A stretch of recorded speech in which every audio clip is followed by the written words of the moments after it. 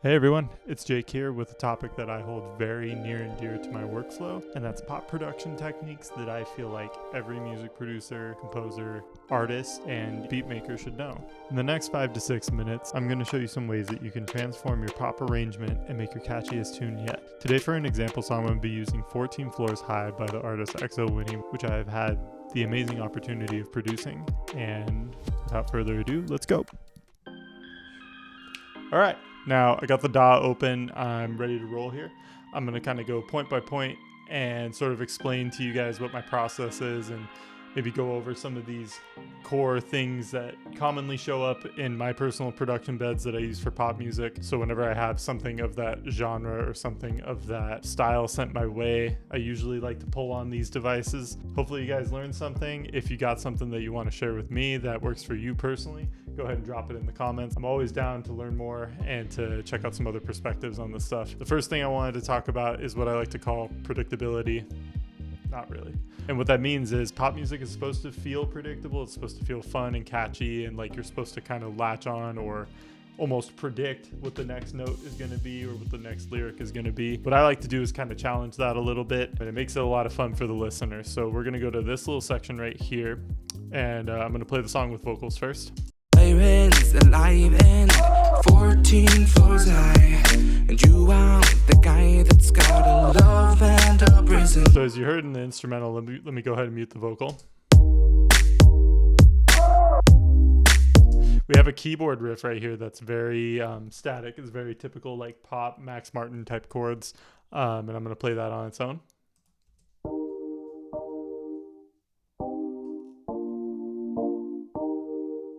And it sounds good on its own. It sounds like it doesn't really need a whole lot to it, but I like to add little kind of extra sounds, extra ear candy. It's usually considered to sort of challenge the simplicity of the song and just add a little bit of fun to the area. And it could be anything from like a vocal chop to a guitar riff or even a little synth blip, like just something that adds a little extra counter melody or something to sort of play off of, almost like a call and response to the rhythm that's happening here. So if I play it with a metronome.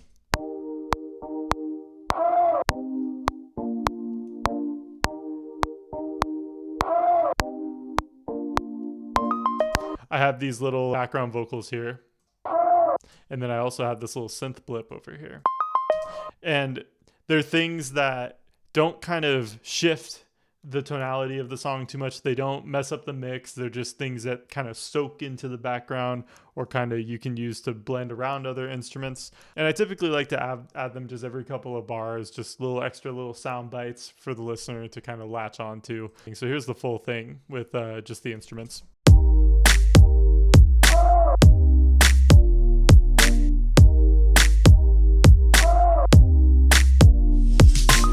The next thing I wanted to talk about is kind of similar to that, but in regards to just vocals. It's what I like to call word emphasis. So if you have a section of a song and all the different vocal parts are essentially saying the same thing and there's not a lot of ad libs, there's not a lot of different variation going on from the assets that are sent to you, or if you want certain lyrics in a part of a song to sound a bit more pronounced, or if you want them to feel bigger than they actually are, I like doing this. So this is the full chorus section with instruments and with vocals. Sirens alive, 14 floors high, and you are the guy that's got a love and a prison. So what I did here, if we look at, let me solo it. I have the main vocal right here. Sirens alive and Then I went ahead and copied it and made some doubles. 14 floors high. Sirens alive And so with all of that in mind, I went ahead and stacked those with some artificial harmonies. Sirens alive and 14 floors high. And they all sound really good together. So if I stack them together, this is what they sound like. Sirens alive and 14 floors high. Now, let's say I wanted the passage 14 floors high to sound a little deeper or sound a little larger than life. I added only layers for that vocal. So every couple of bars or whenever certain lyrics happen and you want them to just kind of hit differently or you want them to sound different to the listener or feel bigger in the mix, I went ahead and made some more harmonies of the 14 floors high vocal, and this is what it sounds like. Sirens alive and 14 floors high. I do this all the time. This is one of my favorite layering techniques. I use it for vocals. I use it for guitars. I even use it for synths. It's just a great way to say, hey, listener, I want this to feel big to you. I want this to feel important. It's one of my favorite little techniques, especially for pop music. Next, I want to talk about kind of progressive energy in songs. And what I mean by that is, like, with every chorus, you want it to feel like it's building up to something. And if that's something that you want your song to have, a great way to do that is by adding layers every chorus, or adding layers every time there's a big moment that happens, or adding different like counter melodies, or adding other things like that. So we're going to focus on a couple of things here. We're going to play the beginning, like the first chorus of this song. Sirens alive and 14 floors high. A little stripped back. There's not a lot of midsection to it. It's mostly bass, drums, and then a couple of keyboard passages and those sound bites we were talking about earlier in number one. Most importantly here, this chorus is meant to feel a little more subdued. For the later chorus, I wanted to build things up a bit. So this is what that one sounds like. We were just listening to it. Sirens alive and 14 floors high. And you are. And then a little later, we get the same thing. Sirens alive and 14 floors high. If you notice, there was a little bit of a change between pretty much each chorus in here, and we're going to at least look at it from an instrumental standpoint. So here's the first chorus.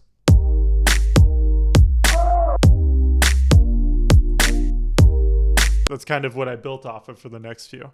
So if we go to the second chorus,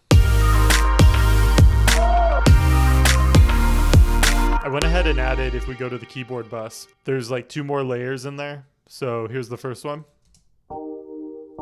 Here's the second one. And what those do is they fill out some of the higher frequencies to sort of add a bit of like air to the mix a little bit. And same with the guitar section. There's no guitars in the beginning of the first chorus. It just sounds like this. And then the second chorus, right out the gate. Same with the bass, I think, if I remember correctly. In the bass, the first chorus is mostly sub, and then the second chorus. So really with every instrument layer, every group of instruments, my goal was to kind of sort of fill it out a little bit more and just kind of add some more strength to everything. Same with the drum and percussion section. For chorus 1, it starts off just kicks and snares, and then for the second one I added a bit of like a topper like sort of texture loop to it,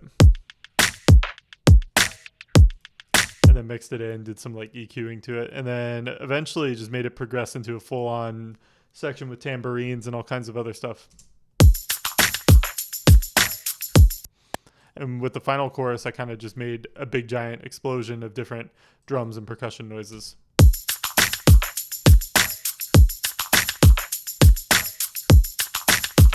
And then all together in the instrumental, it just kind of culminates. And then towards the end, what I wanted to do to kind of add a bit of finality to the song is, as you can see, there's some little synth layers down here. I brought back pretty much every instrument that I introduced at any point in the song, even counter melodies, and just stacked them on top of each other. Of course, did some mixing and some automation to make sure that they all sort of line up together quite well in a mix.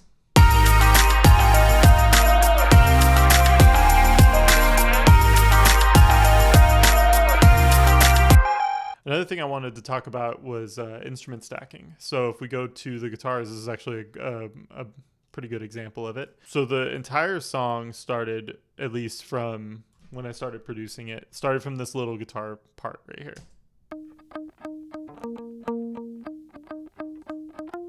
It's kind of a dry layer. It doesn't really have a lot to it. No amp, no effects, no nothing, just a little EQ, just to add a little bit of like raw melody to it. And then I kind of started playing a different idea while I was listening to it, and I played this little takedown here,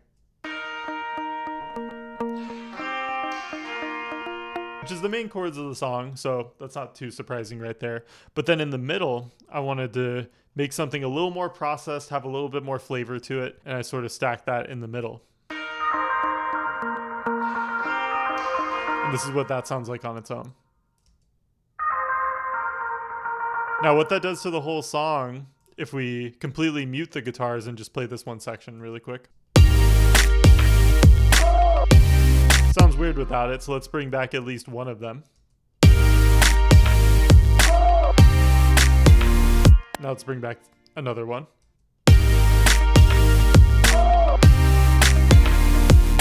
Now let's bring back the final layer.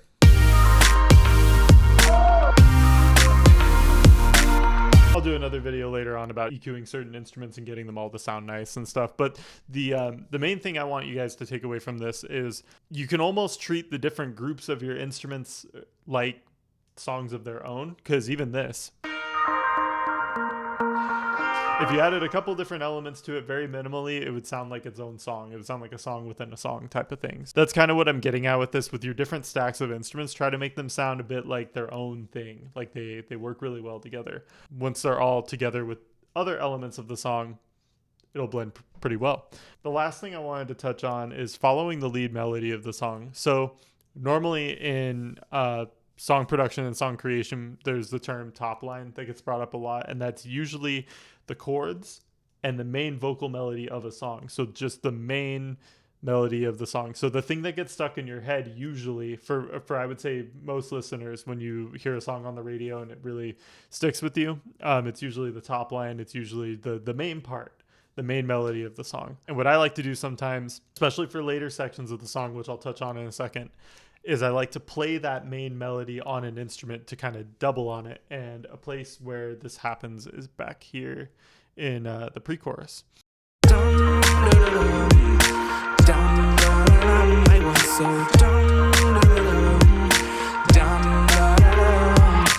you hear the dum, da, da, da, dum, you get it. But it happens multiple times throughout the song. I'll play an earlier part.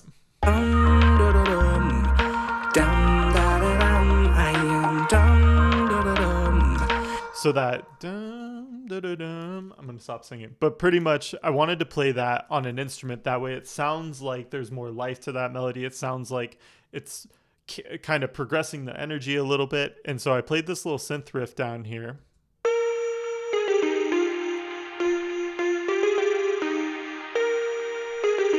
Now if we play that with the vocals, so if we play them both together. Dum, da, da, dum. Dum, da, da, dum. I was so dum, da, da, dum. Dum, da, da, dum.